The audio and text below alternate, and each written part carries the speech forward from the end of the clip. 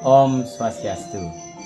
Di channel Tatua Bali pada episode ini Titiang mencoba membahas salah satu materi yang Titiang kutip dalam beberapa naskah lontar terkait dengan menjaga kestabilan ekologis di Bali. Pembahasan kali ini atau kutipan kali ini Titiang beri judul Samudra Mantana, Tantu Pagelaran, Usana Bali, mitos untuk menjaga kestabilan ekologis.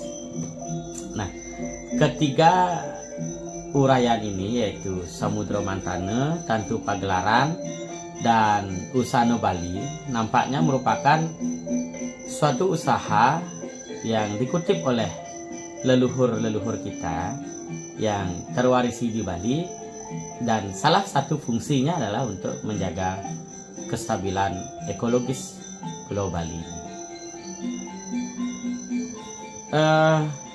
Di dalam ketiga hal itu terdapat kesamaan yang sangat mencolok sekali antara cerita Samudra Mantana, Tantu Pagelaran, dan Usana Bali. Pertama, Titiang bahas dulu mengenai Samudra Mantana. Samudra Mantana ini adalah sering dikenal dengan cerita Kesira Arnawa atau pemutaran Mandaragiri yang terdapat dalam teks Adiparwa. Adiparwa merupakan bagian paling awal dari Astadasa Parwa yang tersalin dalam bahasa Jawa kuno, terwarisi di Jawa dan terwarisi di Bali hari ini. Dari tebalnya cerita dalam Adiparwa itu terdapat satu settingan cerita, yaitu yang disebut dengan Samudra Mantana atau pemutaran Mandaragiri atau sering dikenal dengan Kesira Arnawa. Settingan cerita dalam Samudra Mantana ini tentu di Jambudwipa. Jambudwipa itu secara umum kita kenal sekarang adalah di India, atau mungkin ada yang mengatakan bahwa yang dimaksud dengan Jambudwipa tidak sama dengan wilayah India sekarang. Ada beberapa wilayah yang masuk dalam wilayah Jambudwipa itu. Titiang belum begitu paham tentang hal itu. Nah, dalam cerita Samudra Mantana ini diceritakan bahwa para dewa dan Daitya atau para kaum raksasa melakukan rapat di puncak Mahameru. Yang dirapatkan ketika itu adalah bagaimana caranya untuk mencari amerta, yaitu air suci kehidupan. Kemudian diputuskanlah saat itu mereka akan memutar Gunung Mahameru. Pada saat itu Akupa menjadi ratu empas atau kura-kura besar, penyu besar yang akan menjadi dasar sebagai landasan dari Gunung Mahameru itu. Kemudian Naga Basuki sebagai sarana untuk melilitkan Gunung Mahameru itu yang nantinya akan diputar di Samudra Mantana atau di Kesira Arnawa, sebuah lautan yang sangat luas sekali, di lautan susu seperti itu. Kemudian para raksasa memegang bagian kepala dari Naga Basuki yang melilit Gunung Mahameru ketika memutar lautan susu atau Samudra Mantana itu, dan para dewa memegang ekor dari naga. Pada saat berputarnya Gunung Mahameru itu dengan sangat kencang sekali, menyebabkan keluarnya api, kemudian perbukitan, hutan yang ada di pegunungan itu hangus, dan dari mulut Naga Basuki itu keluar racun, sehingga Sang Yang Indra yang ada di atas, Dewa Indra yang ada di atas, membuat hujan untuk menghanyutkan racun itu. Kemudian pada puncaknya keluarlah Arda Chandra, Manik Kastuba, Betari Sri, Sri Laksmi Dewi, Ucesrawa, dan Danwantari.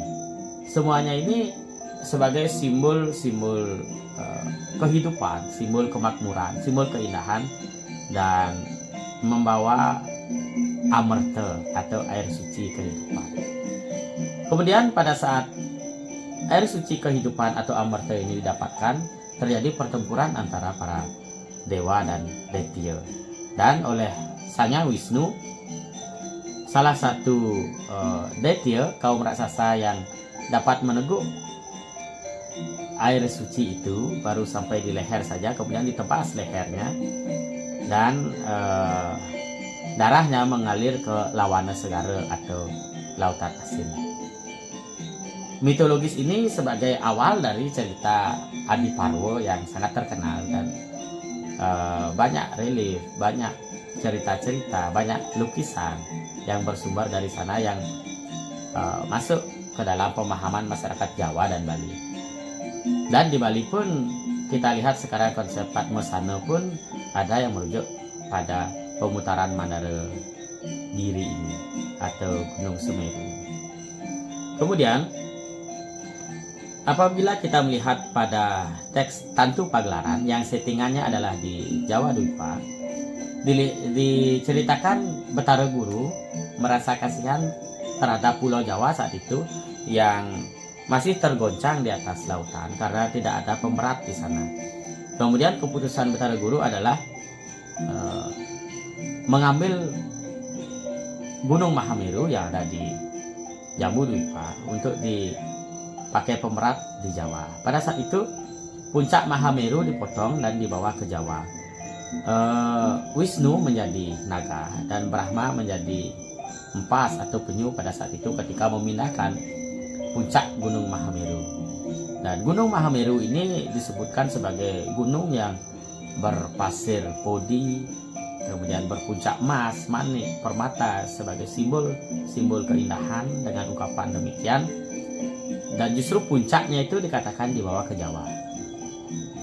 Setelah sampai di Jawa, ketika para dewa kelelahan, maka para dewa saat itu meminum air dan ternyata itu adalah racun. Inilah yang menyebabkan banyak yang gugur pada saat itu. Kemudian Betara Guru turun meminum racun itu sehingga beliau disebut dengan Sang Hyang Nilekanta, berleher biru, pengaruh dari racun itu, dan beliau mengubah racun itu menjadi amerta dengan yang disebut dengan swamba atau air suci kehidupan yang memberikan berkah. Kemudian setelah puncak Mahameru itu dipindahkan, ceceran dari puncak Mahameru itu di sekitaran Jawa membentuk pegunungan-pegunungan yang disucikan. Dan setelah puncak Mahameru tiba di Jawa, cerita ini dilanjutkan dengan pertikaian antara dewa dengan kaum raksasa, yaitu Ratmaji. Ada dua tokoh raksasa yang disebut dengan Ratmaji. Kemudian kita lihat sekarang di Usana Bali yang settingannya di Bali. Ada versi yang mengatakan dalam Usana Bali bahwa sebelumnya di Bali ada gunung 4 merpat, yaitu Lempuyang, Batu Karu, kemudian Andakase, dan Gunung Mangu. Namun Bali pada saat itu masih goyah, sama seperti cerita yang ada di Jawa. Kemudian Sang Hyang Pasupati memindahkan puncak dari Mahameru itu ke Bali. Dan ketika dibawa ke Bali, ceceran dari puncak Mahameru itu membentuk pegunungan-pegunungan suci yang ada di wilayah pegunungan di Bali. Pada saat itu, Sang Hyang Pasupati memerintahkan putra beliau untuk bersana di Bali, yaitu Betari Danu dan Sang Hyang Putrajaya. Ada cerita yang mengatakan bahwa di dalam Usana Bali ini, karena Betari Danu tidak takut melewati samudra, maka diterbangkan oleh burung dan beliau didaratkan di Besakih pada saat Sangkul Putih di sana melakukan pemujaan. Dan semenjak itu Sang Hyang Putrajaya dan Betari Danu adiknya menjadi dewa yang disembah oleh masyarakat Bali yang memberikan berkah. Kemudian cerita selanjutnya dilanjutkan dengan hadirnya Maya Denawo, kaum raksasa pada saat itu yang sangat bengis dan sangat bertentangan dengan para dewa yang membuat huru-hara di Bali. Pada saat itu turunlah Sang Hyang Indra. Kemudian para pasukan dewa pada saat itu bertempur dengan Maya Denawo, dan oleh siasat Maya Denawo ini keluarlah racun dari dalam tanah pada saat pasukan para dewa itu kelelahan dan para dewa minum air tersebut. Itulah sebabnya pasukan para dewa gugur. Mengetahui hal itu, maka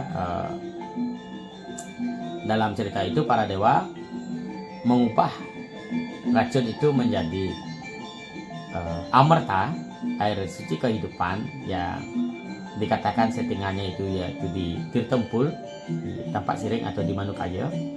Kemudian dewa dihidupkan kembali. Setelah itu Maya Denawo dan patihnya Kalewong dapat ditaklukkan di Sungai Petanu, dan darahnya yang keluar itu memenuhi aliran sungai itu. Nah, dari 3 cerita ini nampaknya terdapat sebuah kesamaan yang sangat mencolok sekali, yaitu pemindahan puncak gunung yang dikatakan sebagai simbol sebuah keberkahan, kemudian hubungan kerjasama sekaligus pertempuran antara para dewa dan kaum raksasa, dan diubahnya racun menjadi amerta dan dikalahkannya raksasa. Motif cerita ini nampaknya ada sebuah kesamaan yang sangat mencolok sekali dari cerita Kusirarnamo atau Samudra Mantano itu, kemudian dirujuk oleh teks Tantu Panggelaran, dan di Bali dirujuk dalam teks Usana Bali. Nah, ini nampaknya merupakan sebuah hiasan dari para leluhur kita, mengambil cerita konsep kosmologi Hindu itu dimasukkan dalam keyakinan atau teks-teks karya sastra tradisional yang dilatari dengan cerita-cerita mitologis seperti yang disebutkan itu, yang menyebabkan sangat kental sekali usaha dari masyarakat Jawa maupun Bali menghormati gunung, samudra, dan bagaimana ruang-ruang antara gunung dan lautan ini diisi oleh masyarakat Jawa dan masyarakat Bali untuk membangun kehidupannya, yang tentu tidak meninggalkan usaha untuk melestarikan gunung yang dianggap suci dan lautan yang juga dianggap sebagai sumber dari berkah amerta selain gunung itu. Nah, di sini nampak bahwa Samudra Mantane, kemudian Tantu Pagelaran, dan Usana Bali merupakan sebuah literasi tradisional yang diambil dari konsep kosmologi Hindu, kemudian dijadikan sebagai landasan secara tradisional cerita-cerita mitologis yang berkembang hingga kini di Bali, yang tentu apabila kita maknai merupakan sebuah usaha untuk memelihara ekologi di Bali. Dan sekali lagi, ruang-ruang di antara gunung, samudra itu seharusnya diatur sedemikian rupa agar menjadi harmonis dan bermanfaat bagi kehidupan masyarakat, tidak hanya di Bali dan Jawa, dan di seluruh negeri pun seharusnya demikian. Kemudian hal tersebut nampaknya direspon oleh masyarakat Bali dalam teks-teks lain, salah satunya apabila kita merujuk kepada teks Sri Tatwa. Kenapa kita merujuk ke Sri Tatwa? Karena beberapa tahun lalu, sebelum masyarakat Bali seperti sekarang, tentu usaha masyarakat Bali setiap harinya adalah bertani, sehingga upacara kehidupan sosio-religius sangat berkaitan dengan kehidupan sawah. Dengan demikian, dalam teks Sri Tatwa, apabila kita kutip yang merujuk terhadap penghormatan gunung, yaitu Gunung Agung dan Gunung Batur, disebut seperti ini. Ika neka tiru saking Majapahit, itulah yang ditiru dari Majapahit. Majapahit ini merujuk kepada sebuah negeri yang sangat terkenal, yaitu Kerajaan Majapahit, atau bisa jadi bahwa ingatan kolektif masyarakat Bali, Majapahit itu adalah sebuah kerajaan besar yang sangat diingat oleh masyarakat Bali hingga kini, sehingga apapun hal yang hebat, hal yang dicontoh itu secara tradisional sering disebut berasal dari Majapahit. Aci-aci ning sawah, duk ring Majapahit, kato ring Sumeru, ring Betara Pasupati. Perihal aci-aci atau mengupacarai atau menjaga tatanan di persawahan, pada saat di Majapahit itu seluruh upacara diaturkan kepada Betara Pasupati. Kramana ring Bali, kato ring Betara ring Gunung Agung, batur. Apabila di Bali, ketika konsep ini dibawa ke Bali, maka masyarakat Bali mengaturkan upacara itu kepada Gunung Agung dan batur. Ana sapo ring Basukih, ring Bali Basukihan. Ada sebuah ketetapan atau sabda di Basukih atau Basukihan di Bali disebut. Ada beberapa teks yang menyebut bahwa Gunung Agung atau Gunung Tohlangkir itu disebut juga dengan Gunung Besakih, sehingga pura penataran yang ada di wilayah Besakih itu lazim kita sebut dengan penataran Besakih. Sing mengencak aci-aci di ulun suwi, maka di penyungsungan dewane ring Masjeti, maka di rambut sedano muang Betari Sri, amogo tanpa mukti sarining sawah, wung ring pedangan, ring depukan, ring catuan, ring pangan kinum, sarinio mantuk ring Betara ring Gunung Agung, dibatur sarining sawah, mangkane kramanya. Siapapun yang masyarakat petani yang memutus rangkaian upacara di Hulun Suwi, kemudian di Masjeti, kemudian Rambut Sedana dan Betari Sri, maka tidak akan terberkahi kehidupannya sebagai petani atau aktivitasnya bersawah. Amarta atau berkah itu tidak akan dapat dirasakan. Justru berkah itu kembali ke Gunung Agung dan Gunung Batur. Demikianlah disebut dalam teks ini. Maka apabila upacara itu diputus, maka tidak akan mendapat keberkahan para petani di sawah. Nah, tentu hal seperti ini perlu dikupas kembali apa sesungguhnya maksudnya ketika kita terima dalam situasi yang sudah berubah dengan cara pandang, sudut pandang, kemudian kondisi sosial, kondisi ekologi yang sudah berkembang sampai saat ini. Tentu menjadi hal menarik kutipan-kutipan ini dibahas dan dikupas lebih lanjut. Kupasan-kupasan itu akan senantiasa kita usahakan dalam pembahasan-pembahasan berikutnya. Dan pembahasan hari ini yang dapat kita simpulkan bahwa Samudra Mantana atau cerita Kesirar Nama Tantu Pagelaran Usana Bali itu merupakan sebuah cerita mitologis tradisional yang diambil dari konsep kosmologi Hindu yang fungsinya sebenarnya adalah untuk menjaga kestabilan ekologis. Dan tentu kita sebagai masyarakat modern sekarang tentunya sangat perlu menyambung kembali benang merah tersebut untuk mencapai keharmonisan kehidupan. Terima kasih. Om Santi Santi.